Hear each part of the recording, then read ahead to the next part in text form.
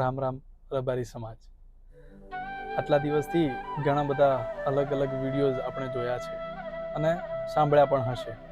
એની અંદર ઘણી વખત આપણે જોયું છે કે રબારી સમાજના ઇતિહાસ અને એની પરંપરાઓ વિશે ઘણું બધું અવનવું જાણવા અને જોવા મળે છે. આજે આપણે એવો જ એક ઇતિહાસ વિશે જાણશું અને એક એવી અલંકાર કે જેને રબારી સમાજનું આભૂષણ કહેવાય, ઘરેણું કહેવાય, એવું છે એક દાણાવાળી વીંટી. દાણાવાળી વીંટી વિશે એવું કહેવાય છે કે ભગવાન શિવજી સાથે એ સંબંધ ધરાવે છે. લોકો પોતે જ્યારે ત્યારે શ્રાવણ માસ આવતો હોય ત્યારે દૂધ ભગવાન શિવજીને ચઢાવવા માટે જાય છે, પણ ભગવાન શિવજીના આપણે કહી શકાય સ્પેશિયલ રબારી સમાજ ઉપર આશીર્વાદ રહેલા છે. તો એ આશીર્વાદની એક લોકકથા એવી છે કે દાણાવાળી વીંટી એનો ઉદ્ભવ ભગવાન શિવજીએ જ્યારે રબારી સમાજનો પહેલો રબારી એટલે કે જે મા પાર્વતીની ઊંટને ચરાવવા વાળો સાંભળનો ઉત્પન્ન કર્યો હતો, તો એ સાંભળ બધા ગણોની સાથે એ પણ ભગવાન શિવજી અને મા પાર્વતીની ઉપાસના કરતો હતો.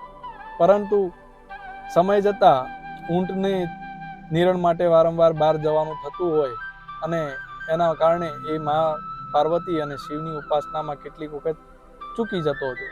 એટલે મા પાર્વતી અને ભગવાન શિવ જોડે એણે પોતાની અરજી કરી, ભગવાન મને સમય નથી મળતો કે જેથી કરીને હું આપની ઉપાસના કરી શકું. એટલે ભગવાન શિવે કીધું કે તારું કર્મ એ જ ઉપાસના છે, એના માટે તારે અલગથી કોઈ ઉપાસના કરવાની જરૂર નથી.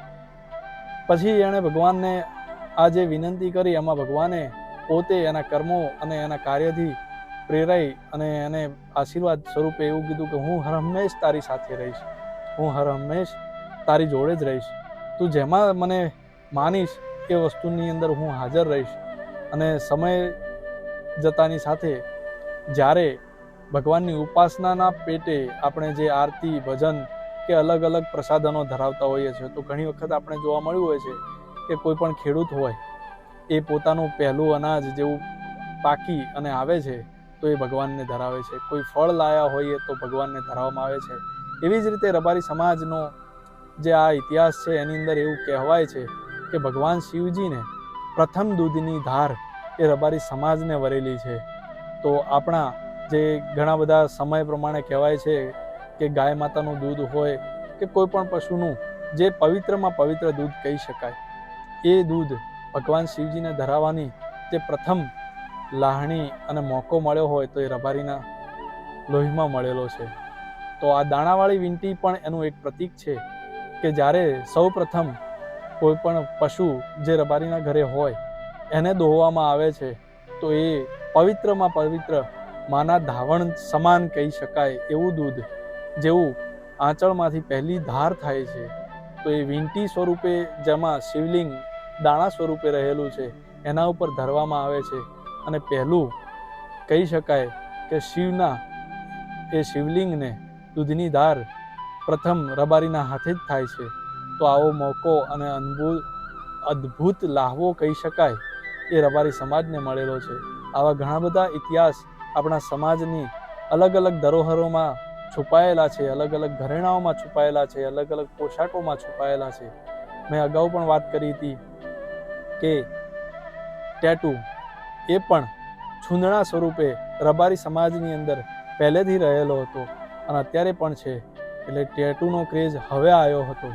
અને એવી જ રીતે ટૂંક સમયમાં આપણે આ જ વાતને આગળ વધારતા રબારી સમાજની આ પોતાની યુટ્યુબ ચેનલમાં ફરીવાર એક નવો ઇતિહાસ લઈને આવશું કે જેમાં ખરેખર વાસ્તવિકતા હોય અને જે અમારી આ વાસ્તવિકતાઓ સાથે તમે પ્રેરાવો તો અમને અચૂકપણે અમારા વિડીયોમાં કોમેન્ટ લખી અને આપના વિચારો જણાવજો. જોડે જોડે રબારી સમાજની આ ચેનલને લાઈક, શેર અને સબસ્ક્રાઈબ કરવાનું ચૂકતા નહીં. મારા તરફથી આપને વિનંતી રહેશે કે અમારામાં કદાચ કોઈ પણ પ્રકારની ક્ષતિ યા ઉણપ જણાય તો અમને ચોક્કસથી અમારું ધ્યાન દોરશો, કારણ કે આપનું માર્ગદર્શન એ અમારા માટે ખૂબ જ શુભેચ્છા અને માર્ગદર્શક પૂર્ણ રહેશે. જય રબારી સમાજ.